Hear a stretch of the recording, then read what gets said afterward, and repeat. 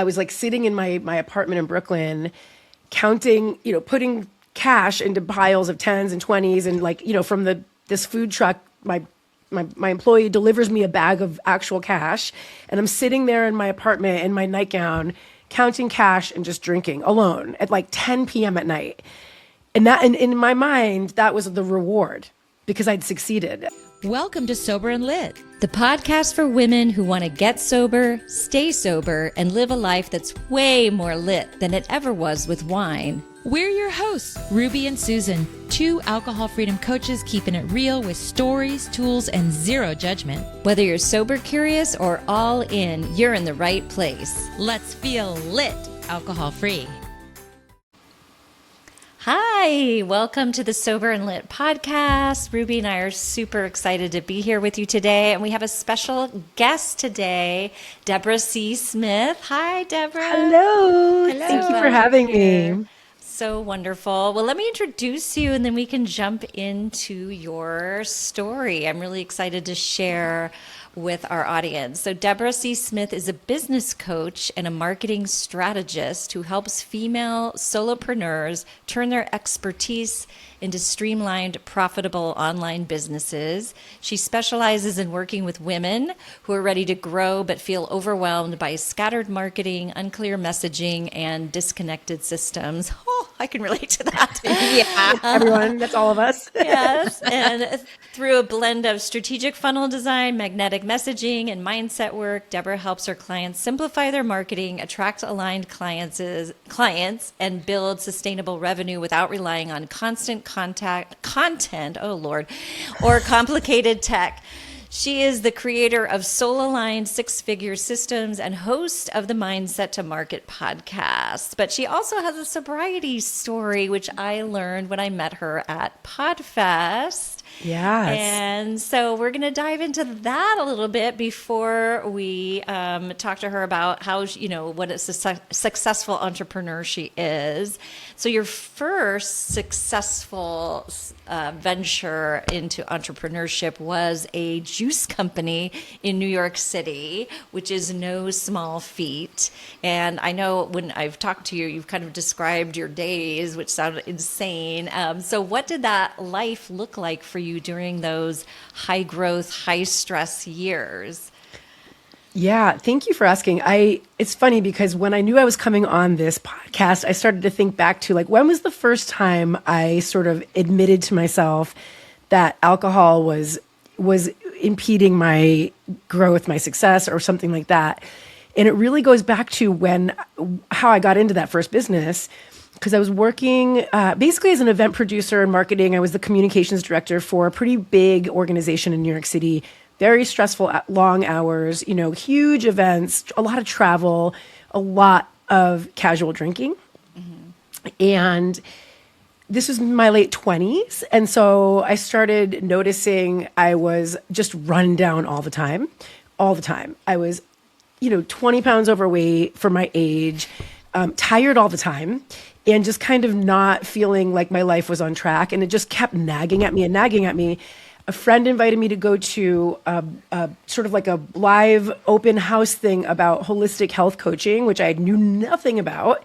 And I was like, I'll go, I'll just check it out. And I was surrounded by all these people who were vibrating with this positive energy, this super high vibe, just, excited about their world, excited about their bodies, excited about being health coaches. And I felt a feeling of shock. I remember feeling wow, I am not anything like these people. I'm run down and I'm only 28 years old. And so that was the first inkling that something needed to change. I didn't name the alcohol at that point in time, but I remember thinking, and then a year later, I'm graduating from that school and I launched my first business. So I dove into, once I had that feeling of positivity, I'm like, that's the direction I need to head. Mm-hmm. So I think I've always sort of been tethered to the positive and the hopeful and that what lights you up. But I was also raised in, a middle-class family in upstate New York in America where alcohol was, like breathing air. Drinking was just a part of my upbringing. I'm from an Irish Catholic family. It's every holiday. It's every birthday. It's very, very normalized as a huge part of my upbringing. So I didn't name it as a problem for myself because I didn't see it that way. But I remember thinking I need to change my lifestyle, change the inputs. I wasn't naming alcohol, but I was naming like a shift in what I put in. And then, that launched that business. And interestingly, it was a healthy lifestyle company. It started with one mobile food vending truck. My partner at the time and she graduated also from the Institute for Integrative Nutrition in New York City. And, we kind of graduated and we're both like, we're way too young and green to start like health coaching people. We don't have enough experience. But we knew that if we could create something hip and interesting that had a touch point that we could get them talking, that might lead to coaching people in a more impactful way. And so we launched this product-based business, which was a juice bar on wheels. Absolutely insane. I would not recommend it to my worst enemy. It was like the craziest. In hindsight, it was really a crazy thing to do. But we did it. And that business ran and evolved over the course of the next 14 years. Wow. And at the apex of it, I bought my business partner out because she moved away from the city. And so I was running it by myself. And I shared this with Susan. There was a point where, it became this multifaceted kind of octopus of a business. We had the food truck still, but we'd also branched out into catering for film and television. And then that led to more permanent pop-ups inside of partnerships with high-tech companies. We were inside LinkedIn, PayPal, Google, like big companies in New York City. We had fresh juice bars activations that we built inside their companies. There was all kinds of events. We did Fashion Week with all the big name brand, fashion people every year. So we were, at any given day, I would have teams all out around the New York City, like doing the activity of making fresh juice. So they would build a little juice bar in the morning, bring in all the produce, run the juice bar, then clean it all up and go home at the end of the day. It's insane. Nobody else has ever done, like no one does this because it's an insane amount of heavy in labor and heavy out. And I was sort of sitting at the apex of all of it, like, making sure it was all running, getting up at the crack of dawn, like usually 4:30 in the morning. And then I would, the day would go by and the food truck would rake in all this cash and, the teams would be out there doing all the things. And I'd be getting reports of good and bad things happening on event sites and just kind of trying to keep it all managed. High level of anxiety, high level of stress. And at the end of the day, my reward at the time I was single when I'm thinking about this time was I'd be like, great, we made all this money. We're profitable. We're crushing it. Time for me to go drink alone. And I would go sit in a restaurant by myself and have usually a glass or two of wine. Sometimes I think I shared this with you, Susan. There was a moment when I was like sitting in my apartment in Brooklyn, counting, putting cash into piles of 10s and 20s. And like, from this food truck, my employee delivers me a bag of actual cash, and I'm sitting there in my apartment in my nightgown, counting cash and just drinking alone at like 10 p.m. at night. And in my mind, that was the reward because I'd succeeded. And so I remember thinking like anybody who saw this would call me such a hypocrite because here I am I'm the face of a wellness brand that is known for fresh juice. Everything was organic. We sourced the best product. We worked with all the, local farms in New York State. We went out of our way to make sure things were biodegradable. We used as little plastic as possible. We were the first company to use customer-facing biodiesel fuel in our vehicles in all of New York City, which is a really random, buried little fact. But I happen to know the guy who launched Tri-State Biodiesel. He was an old friend of mine, an artist, and he had this ingenious idea. That's now like the world's leading brand for biodiesel fuel. So we were like their test pilot. So there's a lot of cool stuff that we did. But here I am at the end of a long day, relieving all of my stress, coming down from the high of like keeping it all in motion for the day, preparing my body to try and get a little bit of sleep, drinking alone, and thinking of it as cool, awesome, I win, And I remember thinking, wow, this is super hypocritical. Yeah. Because of course I went to health coaching school. So I already knew the detailed, there was all kinds of data and evidence about the impact that alcohol actually has on our bodies. But again, I still hadn't made the equation of that being part of my problem because I didn't identify, I didn't identify that way. I think that's really common. Like we have clients or people in our world who were bodybuilders, yoga teachers, and it's sort of like alcohol had a different category. It still was the reward, and you still see it. You know, there was a Pilates and Prosecco's class at my gym, and I was just like, I'm not going to that. You know, I got to talk to the director of the, because that just is like, it's an oxymoron to put the two together. But we don't grow up thinking that. And so it's like a mindset shift. So was that the moment, or was there another specific moment of enough is enough, or was it sort of a gradual alcohol just became smaller and smaller? And well, how deep are we going? as deep as you want to go, babe. So, okay. Well, I will. So the next real, like, sincere, like, smack you in the face iteration of this development for me personally was after my father passed away. So my dad was a daily drinker. R.I.P. He was an awesome father, no complaints, except he was an alcoholic. And so because I was raised in an alcoholic household, it was something that I had not named or identified until he was passed. And there were recurring pattern behaviors in my relationships that became unignorable because they became, you know, when you're in a pattern and you stub your toe and you're like, damn it. And then you go back and kick the same log and stub your toe again. You're like, damn it, I kicked that same freaking log. And then you kick it for the third time and you're like, okay, I either have to move the log or stop kicking it or something here. Like, when do you finally catch on that you're doing this pattern yourself? So that was happening for me in interpersonal relationships where I was heavy duty people pleasing and really just bending and shaping myself to please the other person. And then that was coming back to backfire on me every single relationship, because when somebody gets used to you just being like subservient, as you know, whether they ask for it or not, then if that goes away or something changes, there's tension and discomfort and the relationship is not actually functional. And I couldn't see that, right, until after my father passed away, and I had been in a relationship that ended in not a positive way. Well, I'll spare you the details on that, but let's just say it wasn't pretty. And I had to take a step back and say, okay, what role did I play in this? I'm smart enough to know that it takes two to tango.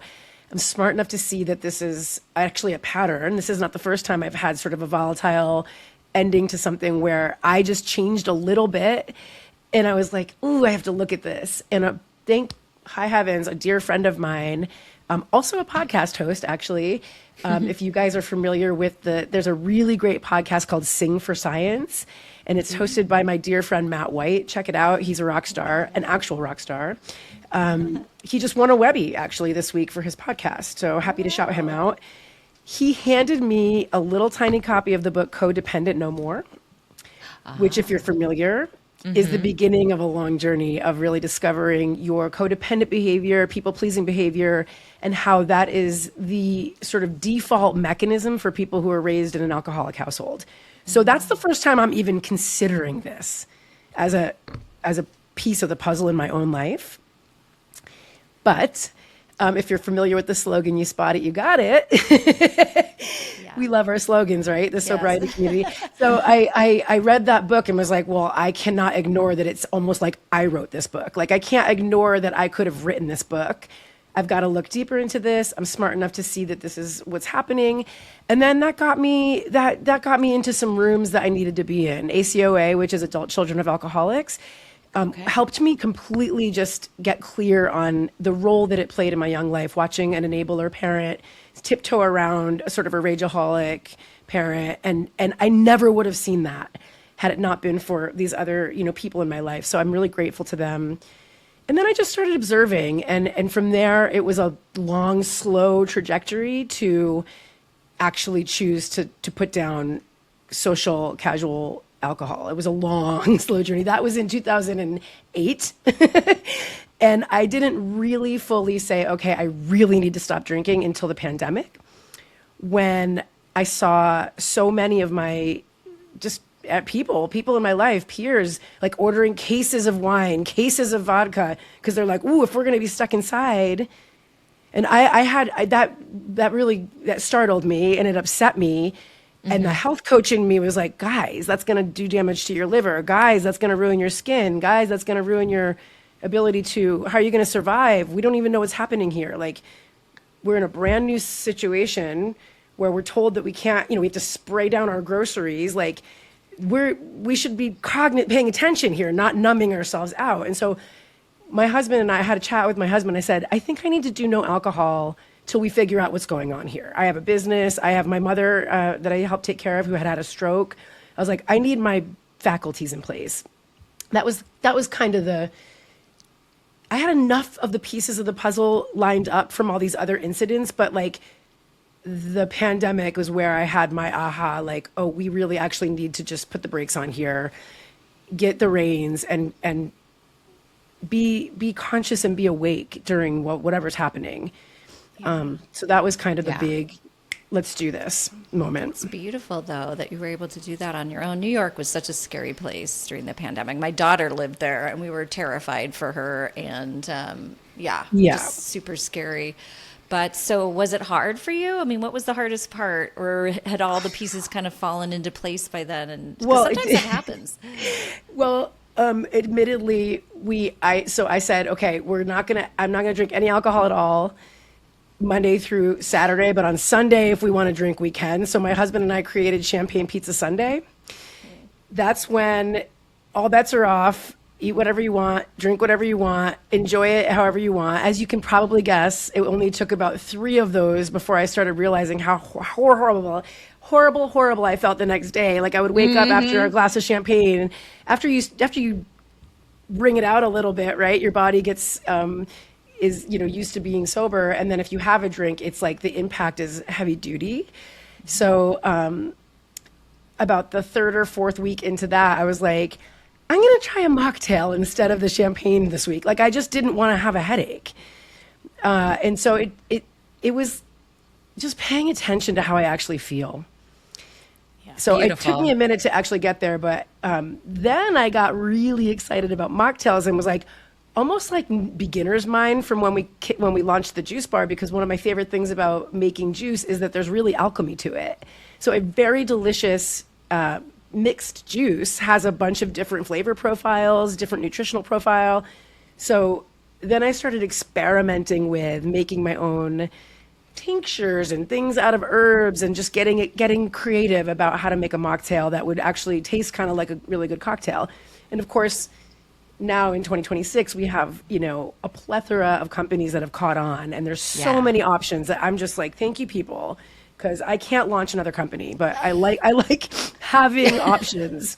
Yeah. No, that's so great. Well, I'm just so impressed because I love hearing, somebody's story, and they're all different, but some elements are the same. Like you just get sick and tired of feeling bad, and you realize that it's the alcohol that's causing that. And same for me at the beginning of the pandemic. I was, drinking a lot.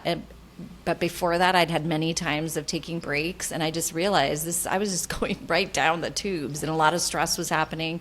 Yeah, and one day just woke up and said, I can't feel like this anymore. I don't want to live like this. Yeah. So now, fast forward though, how do you feel like, and this is what we talk about, like the gift of sobriety or the superpower of sobriety, how did removing alcohol change the way that you lead and create and now make decisions as an entrepreneur in your new business? Yeah, I mean, honestly, I'm still in a phase where I'm celebrating the myriad, impossible to have foreseen ways in which it is helping me. So every single day, I have a new thought that is like, wow, I never would have experienced that if I hadn't quit drinking. Every day. Every single day. There's not a day that I'm not grateful that I made this choice. There's not a day that I'm not like, that was so smart. And I never would have thought that. If you told 25-year-old Deborah that she would be on a podcast about sobriety, I'm telling you, my husband laughed.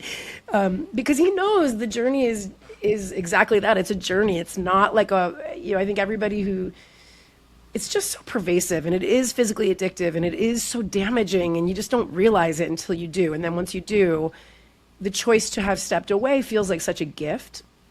But, I know everybody's on their own path here, so it's not like I would ever judge anybody for, choosing anything differently.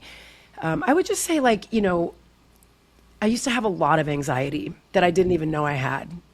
I was hyper managing anxiety about, geez, showing up online. Like, even though I do it really well and I did it, I would often have to like steel myself and be like, all right, we know that even I literally teach online marketing, and I help my clients really overcome the fear of visibility, really overcome the fear, really get clear on their messaging, be bold in their marketing.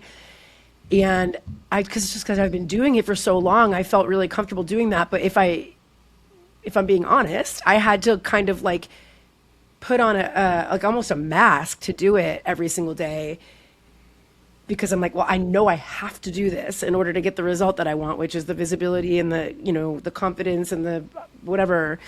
And so I think I was just faking it, honestly. And now I feel like myself. Authentic. And so now I feel like when I'm going online, if I'm, talking to the camera or doing whatever, I feel no anxiety. I just feel like, take it or leave it. This is me. I got, I have the experience and the knowledge. I can help you with this or that. Here I am. Like, I don't worry about it anymore. I don't worry about it at all. That's amazing. Which is like, Yeah, well, you were that way when I met you at Podfest. We just sort of connected, and we're both. I love that about sober people. Like, we're so authentic and real. And there's I call it wholeheartedness when you meet people and you connect like that. It's just, I don't know if it's something about the sobriety journey or just coming into your authenticity. Or for me, I guess I always felt like I was hiding something. So I always had this little black cloud around me. So I never could show up authentically because I just always felt like I was hiding that I was not drinking from the people who were drinking, and I was hiding that I was not drinking from, well, I don't know. Before that, I was hiding that I was drinking from the people who, it was like I was always hiding. Yes. And that doesn't feel good. And you can't show up authentically if you're hiding. Yeah, it's hard to lead when you're hiding. Yes, right. It's also just, there's like data that supports all of this, but I don't think I could have realized until enough time had passed how foggy my brain was, and how hard I had to fight to have the same amount of energy to do my job every day. Like, if you're doing cognitive, creative thinking every single day, I support a lot of women in their own adventures. I feel it's beholden on me to take care of them and make sure that they are making strategically smart decisions, that their money is not wasted, that their time is not wasted. And for me to do that, I need to be thinking clearly. I can't phone that in, It's like, it's one thing if it's your own marketing and you skip a day, or you just phone it in one day and you just can't get out of bed because you're hungover, so you're 3 hours late for your own business. Nobody's going to find out. But when you're working with other people and they rely on you, it's really important to me to have integrity with my clients so that they feel, number one, that they feel held and trust me, but also those are your best advocates for future clients, for more work. So it's like, I want somebody to say it was an amazing experience, and I cannot do that if I'm foggy and, messing up my words or not prepared or not organized. Mm-hmm. Yeah. Because we think drinking helps us take the edge off, but I think it helps us. We lose our edge, and we need that edge as women entrepreneurs or in any business. You need that edge. Yeah. But speaking of the edge, we women, at least I did. I drank to take the edge off because I would be managing my stress, and it sounds like you drank for that. Many women who, especially high functioning, highly successful women, that's the belief, is that, alcohol helps take the edge off of my stress. What do you do, or what did you discover that actually works better for stress relief of this high achieving women?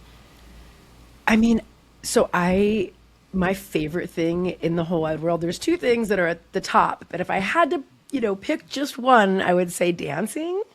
Because from a very young age, I'm my entire zodiac, or whatever, my entire astrological chart is in Sagittarius, like sun, moon, rising, and all the major planets. So it's all fire energy. So from a very young age, I have obsessively loved to dance. And I spent the first 18 years of my life involved in some type of dance performance, troops. I was a tap dancer, a jazz dancer, and we just tour around and dance in big companies and compete. But I will just put on high level dance music and just dance around my room, and it gets that same feeling of euphoria in my body. And I'm also a musician, and I just love to play piano and guitar. But that doesn't necessarily calm me down as much. Like dancing, I think is the most free that I ever feel. So I just love to just put on my favorite music and just, you know what, we're going to level this whole playing field by like rocking out a little bit to some dance music. And I still go to clubs in New York City and just go to dance clubs, and I'm on the dance floor till they close the door. Oh, I love this. I do ecstatic dance. I don't know if you're familiar with that. 5 rhythms. Yeah. I live in California, but we have a lot of ecstatic dance here. And I agree with you. Dance is so freeing, and it's just amazing. Have you been to a 5 rhythms? Do you know what I'm talking about? No, I don't. What is that? 5 rhythms. I guess it's a New York thing. I'm trying to think of the woman who started it, and now her son runs it. Look up 5 rhythms. It's a dance event where they strategically, the music moves through 5 different, completely different physical types of rhythms that unlock different, sort of parts of the brain and the body. And so the event moves through these 5 specific types of rhythms, but the DJs are still selecting their own whatever music. It's not like the same music every time, but it moves through 5 different styles of ecstatic dance. It's cool. Really fun. And it's like, usually they do it at like 5 a.m. or 6 a.m. It's a really fun event. Oh, neat. Like Daybreak. I think I've seen those sobriety events. Daybreaker. That was just going to say those, Mickey Agarwal and her sister, they run those events in New York City, and they travel around to do it. It's so awesome. Yeah. Those are pretty amazing sober events. I'll have to I can get to New York in about an hour and a half, so I'll have to come to one of those with you, because I would probably be too scared to go by myself. But no, oh my God, it's so fun. You would love it. Yeah, well, it's so funny because people usually think they need alcohol to dance, and so I think it's such a great testimony to say, like, I love dancing, and it gives me that same feeling of euphoria, and how we would even be missing that if you were drinking and dancing, because the alcohol would just squash that, right? And so just practicing, and you're not the first person who said that dancing is, one of the things they love in sobriety. So for a final question before we get to our lit section is, for women who are successful, driven, and juggling a lot like you were, but also quietly using alcohol to cope, what would you want them to know? Well, I would want them to know that there is like 75 new brands of adaptogenic beverages on the market that taste better than alcohol and give you a similar euphoria, but with all natural ingredients. So I'm not a brand ambassador for any of them, although, except for one I'm drinking right now. This is a chlorophyll water. I don't know if you can see that. But no, there's just so many beverages that give you this truly euphoric body buzz, that it's all natural. It's coming from just plant-derived, plant-based ingredients, L-theanine and all the B vitamins. And, in terms of like the nutritional spectrum, the plants that are naturally growing in nature, there's just so many delicious, stimulating beverages that are not damaging to your major organs, that are not going to damage your skin, your eyesight, your brain cognition, and that fuel you and that make you actually feel that a similar kind of almost, I don't want to call it a buzz, because it's not the same as when you have an alcohol euphoria, but like I have been experimenting with these new products as they come online, and because I promised myself, like, I just still love to party. I still want to go to parties and bring the beverages and bring the mocktails, and I'm not going to stop having fun. And so I've gotten really into these natural plant-based mocktail type things. And it's great. It's amazing, because then you can roll into any party and have the beverage of your choice without having to even talk about it or think about it, eliminate any of the awkwardness from having a conversation at all. Like I go to places all the time. I never tell people what I'm drinking. I just bring my own little whatever thing that I want, and I just keep it to myself. If it's a situation where it would be awkward, I have no problem talking about it, but 90% of the time I don't even talk about it. I just do my own thing. That's great. What's your favorite right now? I want to try something new. Oh man, I just discovered this. Okay, 2. There's one called Parched, Parched, Parched, and they make I think it's like a pineapple kind of jalapeno. It tastes like a margarita to me. Love.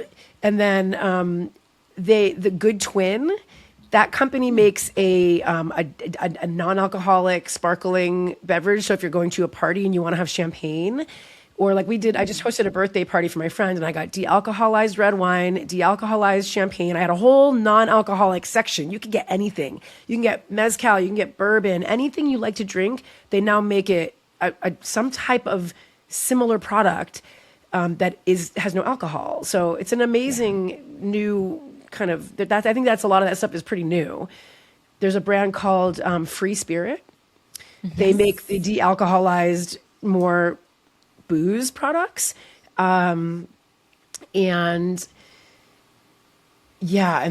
I'm trying to think there's another one. Oh, Little Saints. Yes, yeah, she's got the little cans and I love that because those are recyclable too. And they're little, so you don't take a lot of space up. So cool. Yeah. I haven't tried the Parch pineapple jalapeno, but I've heard about it, that it was really good. And the Good Twin. It's noteworthy. I took one sip and I was like, wow, they nailed it. I got to try it. Okay, I got to try that. Yeah. And I love the name, my the summer. Good Twin. That's so cute. That's great. Oh, I love offering just different ideas for people to try. Because that's also too, like you said, you still want to party, you still want to go places and have something fun to drink that's not water. Yeah, and we host. I love to host parties. I love to host dinner parties. You know, I'm still very much a foodie, and the part of me that was into, like, I still make juice weekly, and I love mixing fresh juice with seltzer. That's another great thing you can do is just make a carrot juice, a green juice. I've got so many recipes if you're interested. Literally, I have a vault of juice and smoothie and other healthy beverage recipes if you want to do, like, you know, make your own thing. But yeah, and then just mixing that with a little seltzer and you've got a sparkling beverage that's really, really good for you. Yeah, awesome. Well, so for our final question, we always ask all of our guests, although we've talked about so many things that feel lit, but what do you do in your life to feel lit alcohol free? What is your go-to? Maybe it's dancing, but what else? You know what? My husband and I are both musicians, although both of us have careers in tech and other, you know, things. Yeah. We still play in a band together and we still play with a lot of our close friends around the area. And we're part of a songwriting community that we meet. We have it's been going now for 9 years. Wow. And we have once a month, we get a songwriting prompt, and then we meet up online a month later and we have our lyric sheet and our chords and we play an audio sample and we drop them all into a Google Drive. And then we meet up once a month and we listen to each other's songs and give feedback. And I have to tell you, it is so awesome. These people, I mean, it's amazing. Like, so for example, somebody might say, okay, your prompt this week is a non-alcoholic beverage, period. That's the prompt. Now you go write a song about it. You could write anything you want, but that's the jumping off point to see what people come back with and the things that they write and the creativity that flows out of it. I really look forward to that month after month. It's something that really lights me up. It's just, I'm so happy to be part of it. And also just hearing what people come up with and the creative way that people interpret that type of thing is really fun. That's great. Oh my gosh, you're so talented. I'm just so I know. I was in a band, but I'm only a singer, although I learned how to play piano. I learned how to play different riffs of piano for songs that we did as the group. So barely could play piano, but I did the little do do do do do do do do for Walk of Life, which was nice. Yeah, any type of creativity is really in my wheelhouse. Like I don't care if I'm good at it or not. I'll just do it for fun, because that really does light me up. Yeah, I love music. I wish I'd learned to play piano better, and I guess there's still time. But you'd mentioned when we were talking in the beginning about a place in Brooklyn that you love that is alcohol-free store, and I do love to give shout outs to places that are serving the sobriety community. So what is this place again? Because I remember it had a really cool name. Yes, there's two. Let's do two name drops right now. One is, it's in Brooklyn. It's in Greenpoint, Brooklyn, the neighborhood that I have lived in for the last 23 years. And it's called Minus Moonshine. I love that. Minus Moonshine. Yeah, I think it's just Minus Moonshine. And listen, you walk in the door of this store and it looks like you're in it looks like a wine. It's a wine store. It looks like it just racks and racks and racks and racks of bottles. That's all they sell there is beverages. And every single beverage is non-alcoholic, but it's a whole variety. They've got a tea section, and they've got the THC section, and they've got wines on racks broken down between the difference between a de-alcoholized great like wine that came from an actual vineyard versus like, I guess there's two different processes to make wine that is non-alcoholic. One is to just construct a whole new thing. One is to take wine once it's been made and then de-alcoholize it. Right. They've got those separated into different things. They've got every type of spirit you can name. Gin, vodka, whatever you drink, they have the non-alcoholic or de-alcoholized version in every size. Giant bottles, little cans. They've got all the sample packs. And then they have a giant refrigerator full of just all the different single things that you can just test out. That's how come I have so many brands in my head, because I sample them at this place. Oh, that's great. They're so awesome. They're so awesome, and they're so cute, adorable. And then the other thing is I met this woman on Threads, and her handle is Bright Night Socials. Yes, I follow her. Yeah. And I don't know her first name. I'm so sorry. But she is curating sober events in New York City. And I'm on her email list. And every week she sends out a new email of cool stuff happening all around the city that is where it's actively non-alcoholic, right? It's not just you can go to this museum. It's like events for the sober community. So I want to give her a shout out too. Yeah, I think her name is Sam. I just looked her up. But I do follow her as well. Yes, I do follow her as well. And there's also the club, the Maze, that's in New York City. That's a membership-only, alcohol-free club. Ooh, dinner I don't know. club. Ooh, yeah, so writing check that down. out. Yeah, well, this is so awesome. I just love the sober community, and look at you. For somebody who isn't out there like talking about it a lot, you have like so many connections and so many great, things to say about it. So. Yeah. Well, thanks for the opportunity to talk about it. Yeah. Well, it really has made a big difference in my life, and it's not something that I process a lot because it's just my own, singular journey. But when in preparation for this conversation, I really was like, wow, this has been a long, not always easy road, and I have a lot to be grateful for. Yeah. We've found that with everyone that we've interviewed is nobody is like, oh yeah, living alcohol free is kind of, it's like, no, everybody's like, it's amazing, but it's really hard when you're on the other side. Yeah, because you truly do feel so much better, but there's absolutely no way you can prepare for how much better. Like, I don't think you can imagine when you're in it that it could possibly be better than, than thinking, oh, I'm going to have a glass of wine. Like, okay, that's my solution. And when you get on the other side of that and you realize, oh, I'm going to have an adaptogenic, seltzer or whatever, and you're like super excited about that, just the feeling in your body. Because, I think another thing we sort of lose track of is that we are living in physical cell-based bodies, and every single cell requires oxygen and it's just, we need to be taking care of ourselves at a cellular level. And we lose sight of that because we live so much in the frontal cortex and just being cerebral all day long. When you physically feel the